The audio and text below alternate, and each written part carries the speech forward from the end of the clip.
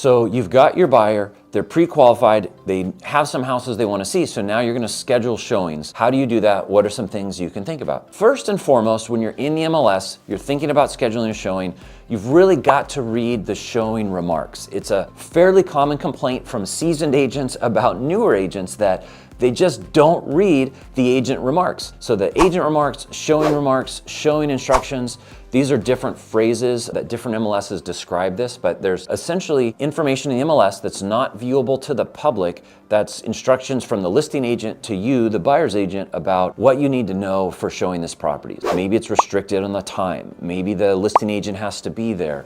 Maybe it's vacant and on lockbox and you can just let yourself in. There's any number of things that you would need to know, but it's a pretty common misstep for new agents that they don't read it and they show up at the property and God forbid they startle someone or other things happen. So you want to avoid that by reading the showing remarks and following those instructions. If the listing agent has gone to the trouble of giving those instructions, make sure you're following them. Another thing you can think about when you're doing showings is call the listing agent. So unless the showing instructions say don't call, it's a good idea to call. There may be other information that listing agent may want to convey to you to help you have more success in that showing, or if your client is interested. Sometimes it's a good practice just to call and ask, hey, I read the showing remarks in the MLS. I'd like to go ahead and show it. Anything else you think we should know before we show it? Just a broad open-ended question, that's okay to do. Other things like, hey, if they like it and we want to write an offer, is there a preferred title company, preferred escrow, any preferences that maybe aren't referenced in the MLS that you know would be important to your seller that we can think about if we wanted to move forward with an offer? That kind of general questions might help set you up for success if it is a good showing and or just help the showing go better. Another thing when you're talking about showings you want to look for is most MLSs these days have some type of automated showing service tool that you can use to schedule showings. We won't go into depth on those in this training series because they are different from different MLSs, and at least at the time of this recording there's a handful of new ones that are coming out that are kind of cool. The kind of most well-known one is called Showing Time. It's purchased by Zillow a while back. Some agents like it, some don't, but it is fairly common. In any case, you may see listing agents say schedule all showings through Showing Time or whatever the service might be. And if that's the case, you do want to use that. Those tools offer some nice ways to save you some time. It might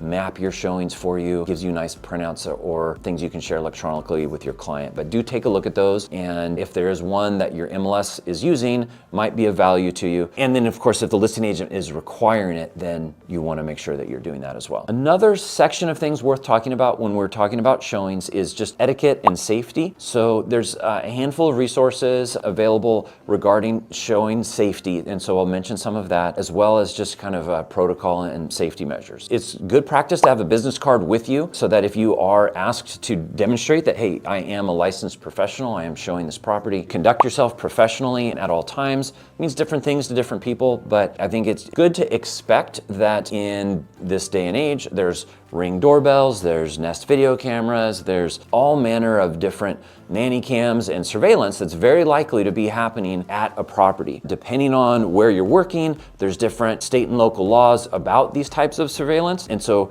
we're not trying to touch on that here. However, whether or not the seller is following the required laws, it's a good idea for you to just assume that you're being watched and listened to and conduct yourself accordingly, even if it's inappropriate for them to be watching or listening. It may be happening anyway, and so just as a matter of practice, you want to watch out for that. One component of that is you really don't want to have conversations that are any kind of sensitive negotiation type conversations, like with your buyer standing by the front door where there might be a doorbell, talking about what's the highest price that they might offer, right? There's a good chance that the seller may be hearing that even remotely. At this point, we have numerous stories where sellers have snooped on clients watching it. There's kind of enough folklore about this in the real estate business now that people have absolutely hurt themselves from a negotiating standpoint by oversharing inside a property and being overheard. And really at this point, even some of these are sensitive enough they can pick up conversations out on a sidewalk 20 feet away from a front door. So just in general, prep your client ahead of time that we're going to view the property, we want to talk about the property, but don't give away a negotiating position while you're there at the property. Also, from a safety standpoint, you really want to be aware of what you're doing when you're going into a house. And a lot of this has to do with just slowing down. Agents are notorious for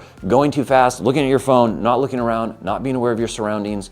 not looking at the property before approaching the property. Just really something to be said for just awareness of your surroundings, having your head up, looking at what you're doing, pausing before you rush up a sidewalk or entryway up to a front door. Having someone with you is paramount and a key part of being safe. And then you want to know how to access the lockbox. That's another thing that is typically referenced in either the showing instructions or elsewhere, one either called Supra, one are called CentraLock. They have different processes. When you signed up with the Board of Realtors, they should have shown you how to do that. If not, highly recommend practicing opening a box either from the office or somewhere where you can practice it without a client standing right there making you nervous while you're trying to figure it out. You want to be able to do that, know how to handle yourself with the lockbox so you can get it opened. A couple other things just from a courtesy and professionalism standpoint. If you can, to have the best outcome on the showings, it's good to arrive a little bit before your client. Turn lights on, open windows if you can.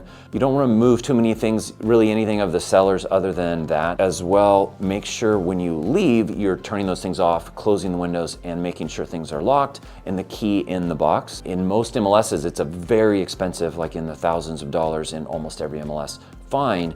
If you leave with that key in your pocket, it's considered particularly bad form because in the past, there are agents that would make a habit of, oh, this is a popular property, I'm gonna show it, my client's gonna make the offer, we're gonna actually block other people from showing it by, oops, I dropped the key or I lost the key. This is a huge violation. Not only is it potentially an ethics and MLS violation, it's just blacklist you in the eye of any other agent that knows you did that or may have done it intentionally. So most people don't do it intentionally, but people have done it intentionally in the past. So cautiousness with that is really paramount. And again, the seller has entrusted not just their listing agent, but essentially all the agents with access in the local market to that lockbox with their home and their belongings and access to their property. And so you really want to be, again, slowing down, be careful, turn things off and lock it up, make sure it's secure before you leave. Another thing to think about with showings is if you have groups of people and how to handle that. So a lot of agents have a story that goes something like this, like I scheduled an appointment with my client to meet at the property and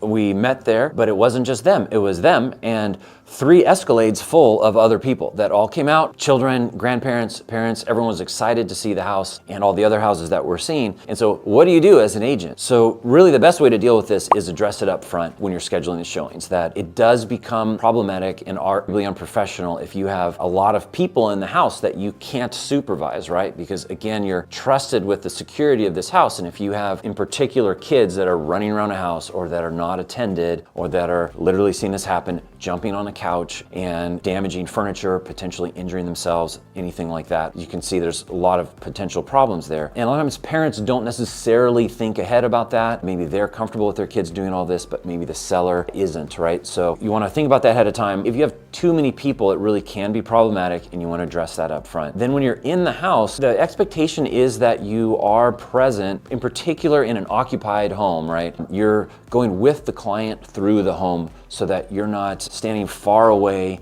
and leaving a client to go unsupervised through someone else's home. And I say supervised, it's a fine line because you also don't want to be hovering, allowing a client to have some of their own private conversation without you listening. Actually allows them to feel more comfortable. It's easier for them to envision this being their home. That being said, it's a judgment call for you that a seller may not be fine with you standing out front while the client is spending a half hour in their home with no licensed professional who's overseeing the process. The other thing I would just caution new agents against is I think agents in general, some of the best agents are some of the most empathetic people, right? So you're a lot of times right there with the client and they're saying what they like, saying what they don't like, and it's easy to want to jump on that bandwagon. And you can, I just would caution most new agents about your job is really to help the client make their own determination about what they like, not to put your layer of what you like about the house. You are not going to be living there. It's not your money, is not what's buying this property, it's theirs. Take a step back, keep yourself out. Don't insert yourself where it's going to not be helpful. That doesn't mean you can't point out features that might not be obvious to the client. They've told you what they want. When you're finding properties to show to them, having that at the ready, like, hey, you wanted a 3-bedroom, This is a great 3-bedroom. You wanted an office? Look at how this bedroom could work as an office, or it does have an office or a den or whatever it might be. You're helping connect to the things that they said they wanted to what this house does offer. And so making that connection is one thing. Saying how much you dislike the color of the backsplash in the kitchen is typically not helpful, right? So being more neutral in that regard, leave room for the client to have them express their own opinions about the properties. With that, you just really want to be respectful of the other people's property, conduct yourself professionally, and make sure you lock up. There's, of course, a ton more on this. You definitely want to talk with a mentor about it, but those are just some initial things to think about as a newer agent showing your first buyer. Thanks for watching. I hope this was helpful. If you learned something or if this helped you solve a problem, follow me for more.